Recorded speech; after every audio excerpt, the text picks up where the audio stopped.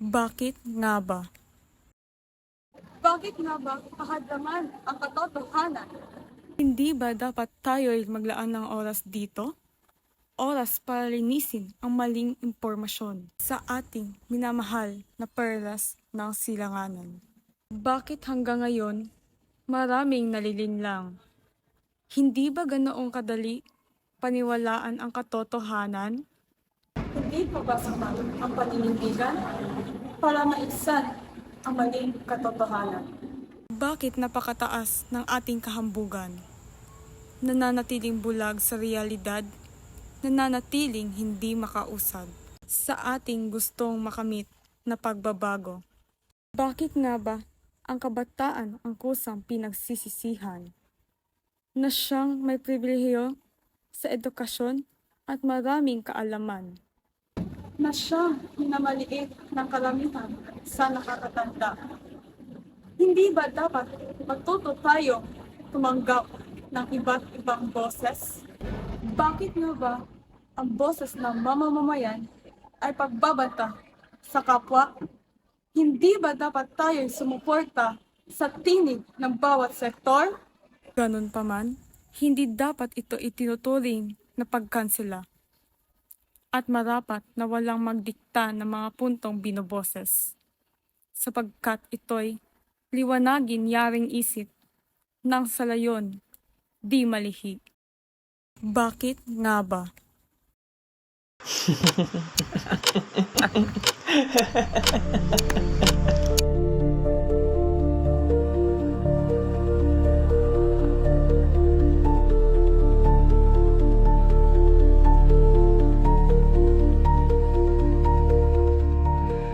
Problema rito, problema roon.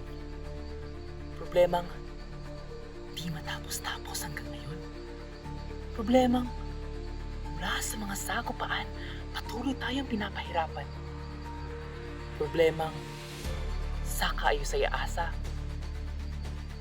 di ba mapagbigyan?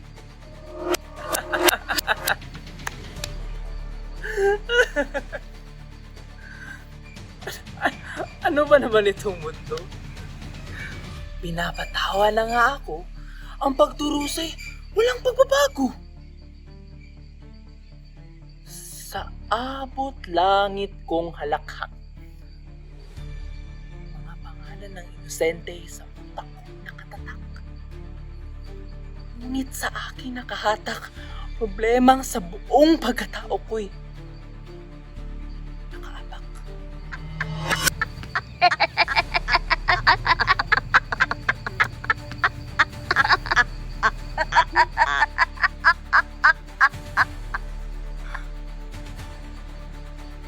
Di ko na naiintindihan.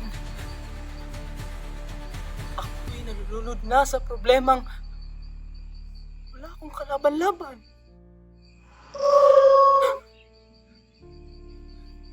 Sigaw ng boses niya, wala na rin patutunguhan. Kahit siping lang ng alingaw ay marinig. Ang kumatok sa kanilang mga pintuan. Ha? Ha? Huh? Huh? Ano? Kami pa ang may sala? Hindi na nga namin alam kung paano nagsimula. Mga inosenteng nadamay sa ganito kalaking pinsala. Mga batang walang karamay sa labang, wala rin silang malay. Diyos ko naman! Hindi pa ba kayo napapagod sa ganitong away?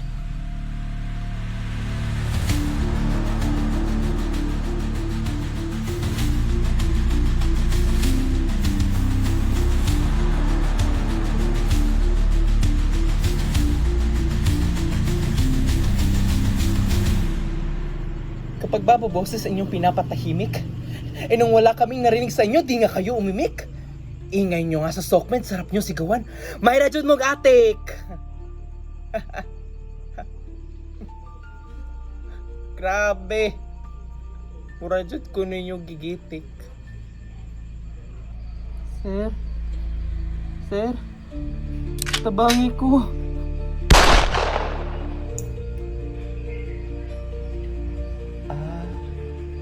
Ngayong alam ko na. Sus, para, maghihapon dakpa. Ah, kay friendship man day sila. Kung kinsa pa'y nagkaguliyang sila pa'y way hustisya. Ha, inang yudang ha.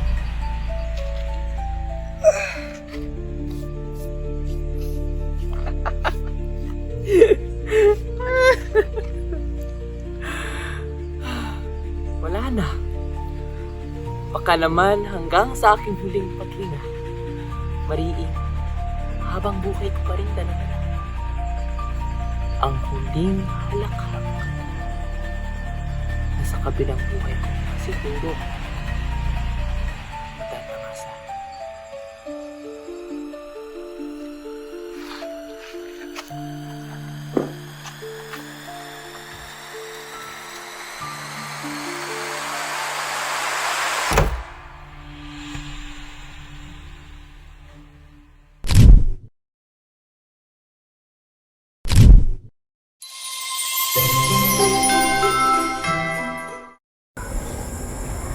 Once upon a time in ye old town square, a man spoke wrongly. Oh, what a scare!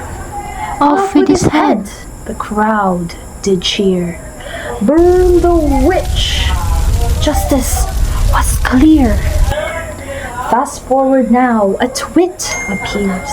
A joke from 10 forgotten years. Cancel! Cancel! The mob replies. Keyboard pitchforks in digital skies. Back then, stocks and chains held tight. And now it's hashtags over night. A medieval mess, some might say. But the block button works the same way.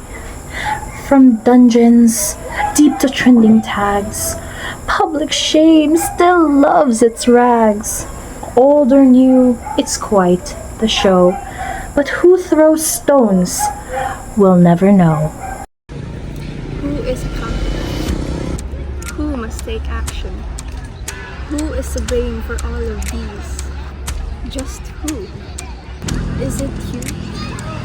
As we take a look at the skies, we ponder in the thought of how countless times it has cracked. However, it varies depending on our location. Yet, in this, we must be as one in this generation. The forests have now had their roots torn wide by the hands of those who reach for wealth and pride. The rivers choke with the ocean's rise, while greed still blinds the people's eyes. When must we stop? Do we wait until the greatest fall? Until we can't stand tall. We may have been the root cause for it to be broken. That does not just end there. For we can heal the earth with words unspoken. The way of our hands. Tahimik ang kalikasan, pero ang katahimikan niya ay sigaw. Sigaw ng bundok na giniba para sa mina, ng ilog na naging kanal ng syudad, ng dagat na ngayon mas alat sa luha kaysa sa alat ng tubig. Pilipinas, perlas ng silanganan. Ngayon, tila nalulunod sa sariling kumunoy. Bakit ganito? Araw-araw tayo gigising na parang walang mali. Pero sa likod ng bawat kuryente, may kabundukang nawasak. Sa bawat kaginhawaan, may karagatang ginahasa. Di mo ba naririnig ang iyak ng mga mangingis ng walang huli? Na paulit-ulit ang laot ngunit laging bitin ang lambat. Na tinititigan ng dagat na dati buhay, ngayon patay. Dahil sa plastic, langis at panis na pangako. O di kaya ang hikbi na magsasakang tuyot ang lupa, na bawat patak ng pawis ay walang kapalit. Na sa bawat pag-aararo'y puro alikabok ang ani, dahil ang langit ay tila nakalimot na rin sa ulan. Hindi ito katang-isip. Hindi ito next generation problem. Ito ang realidad. At tayo ang bida. Tayo rin ang kontrabida. Ngunit, kahit sugatan, ang bayan ko'y lumalaban. May nagtatanim pa rin, may naglilinis ng baybayin, may boses na hindi nananahimik. Kaya, Pilipinas, bayan kong nililimot pero hindi nawawala. Huwag tayong masanay sa pagkasira, huwag tayong maging bulag sa pagkalanta. Kung tayo rin ang sumira, tayo rin ang magtatama. Panahon na, hindi lang para makinig, kundi para kumilos. Peace, where have you been? How long do we need to suffer? How long till we understand each other? How long till we learn to not wait and watch the world burn? Oh, peace, where have you been? Why is discord in every space in between? Everyone seems to lose sight of what's right. It seems they have forgotten that we are of the light. Oh, peace, where have you been? The pain and bitterness that comes from within have caused a famine in the hearts of the innocent. Why is fate so cruel, so cold, omnipotent? Oh, peace, come save us. You are something the world can never give us. The world is too cruel for the pure. It can never give us the cure. Oh, peace, come near. Teach the people to give each other an ear. Teach them to wear each other's shoes so that they'll learn from each other's views. Oh, peace, you long for purity. You are the only one who can give us unity. You are a gift that cannot be bought. A gift that can bring life for those who sought. Peace, where have you been? Unsa og ginhawa nga ang hangin mismo ang maoy hilom. Gahungo sa baga, pasud sa baga, gabaga-baga ang asu, muluta sa lawas nga gahulang. Gitagaan taniyag panimalay, makabot ra ang pagkaon, tubig, balay hangin, miskan kapintas ug dalinaw. Apan unsa may gipaambit nato niya, paaso diri, paaso didto, labay diri, labay didto, buga diri, buga didto, putol diri, putol didto. Ang hangin na punog hilo, ang panganod murag abo, ang panganod nagapangluod, ang panganod nagkasubo. Ang panganod nga walay mabuhat kundi magpaninguha sa kagahapon. Ang langit gahilak, iyang luha nagbaha, mga balay gipandala sa balod, gapanglusod sa iyang kalagot. Gikapoy na siya, napulan na. Nahanaw ang kaanyag, gikaliptan sa kamugot. Sa katapusang ginhawa niya, makaginhawa pa bata. I used to sing out into the world. The winds carried my voice far and wide, through forests dense and green, through oceans vast and blue, and animals roamed with love and freedom. I cried in nostalgia. But now, my skin burns where your man-made creations dig. My lungs choke on your oils and garbages. You call it progress? I call it wounds. I cried in pain. The icebergs melted to tears. The skies above me, once full of stars and clouds, now covered in smoke and machines. I cried in anguish. Building skyscrapers overshadowing my hair that brings the air into your body. Drills that pierce my heart and take my blood. Businesses that wreck the oasis that I gave you all. I cried in contempt. You were all my children. I held, fed, nursed you all. Grew trees and foods for your health. Yet you all still duck and duck until I became a shell of what once I was. I cried in sorrow. I am disappointed and I am in great pain. Yet I cannot bring myself to release my anger onto all of you, as I still love you all. Like a mother to their children, I cry in silence.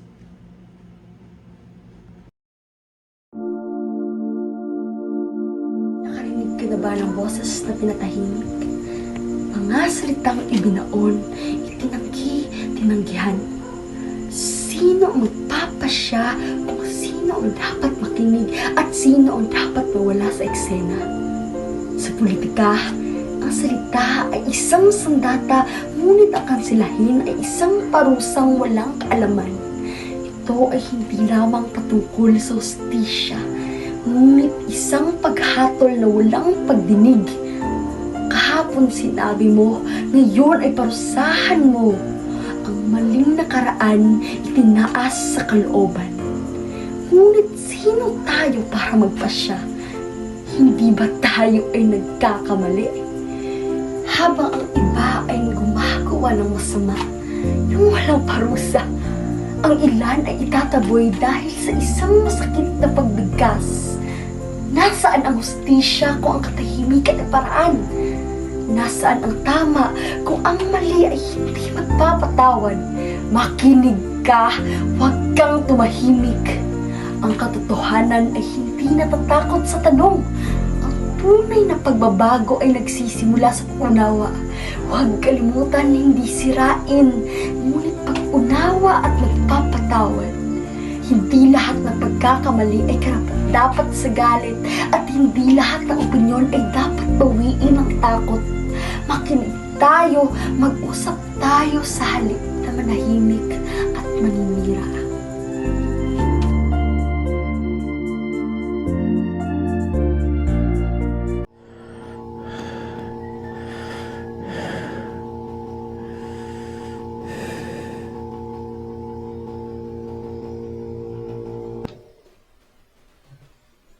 I'd love to breathe.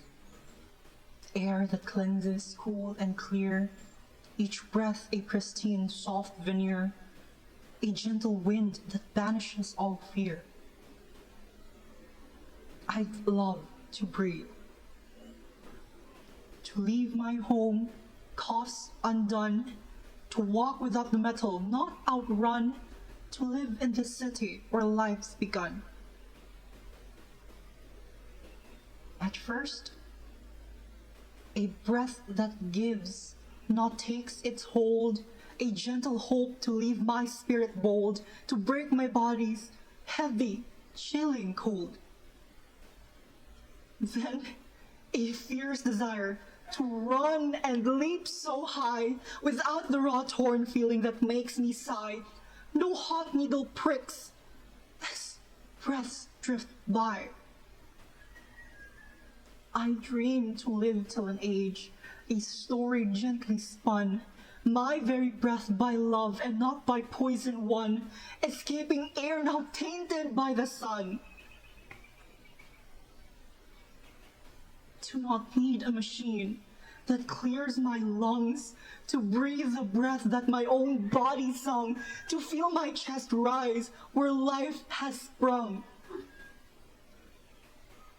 To not choke in the air that grants me life, air that now only brings me strife, to not struggle and breathe to find my life. I take my lungs, I brush them free, I take my faith and mend the world that you see.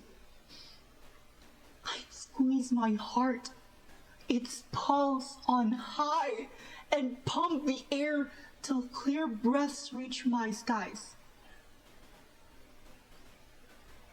So know this truth, as my own breath grows thin, no single heart can joy within, until the air for all is pure and free. Then and only then can my lungs finally beat. Even then, I would still love to breathe. Sa ngalan ng paniniwala. Sa ngalan ng Diyos, sa ngalan ng faith, pero bakit power ang highest stake? Church and politics dapat ba i-mix? Or ginagamit lang for power tricks? Sabi nila, vote wisely ha, pero parang may kasamang pangamba. Dapat ito kasi maka-Diyos siya. Pero true nga ba o pang PR lang nila? Lawmaking dapat patas, fair.